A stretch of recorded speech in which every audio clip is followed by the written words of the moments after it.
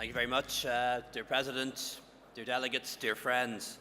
I want to say it's a great privilege to be here today to speak at the EPP Congress for the first time as leader of my party, Fine Gael, and also as Prime Minister of Ireland. It's not my first Congress. I've been here before as a government minister and as a young man as Vice President of the Youth EPP, but it is really good to be back. Being a founder member of the EPP back in 1976 has ensured that my party has always had a pro-European perspective and has always had sister parties like yours with whom to exchange and cooperate, and that's something we really value.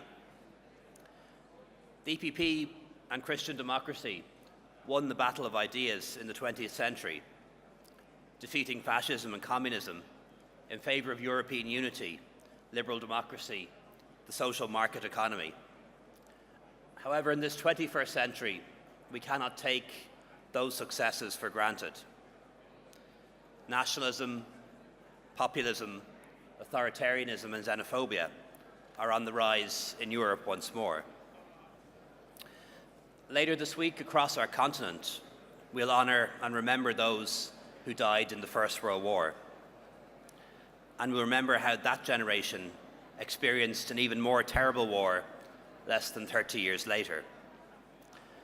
As the living memory of those wars fades, it falls to my generation of leaders to ensure that the lessons are not forgotten and that we do not lose all that has been gained since then. To our sister parties across the continent, I thank you for your solidarity and your understanding on Brexit, which has been unswerving. And I particularly want to thank Michel Barnier on his wonderful leadership of the task force.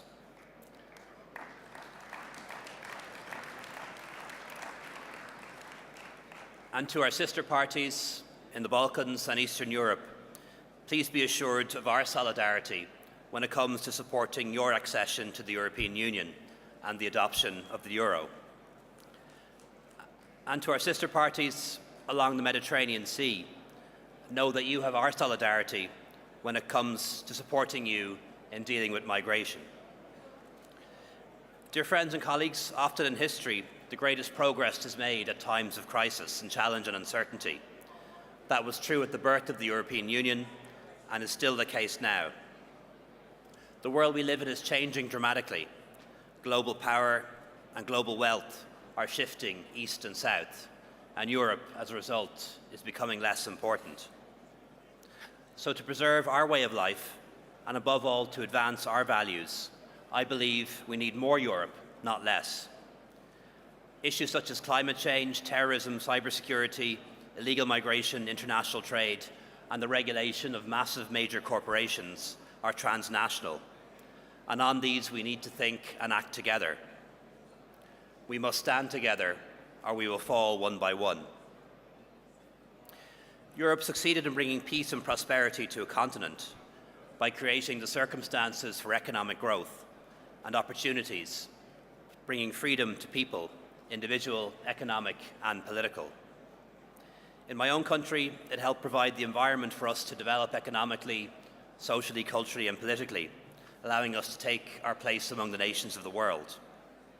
And we believe that certain values are fundamental and inalienable and must always be defended.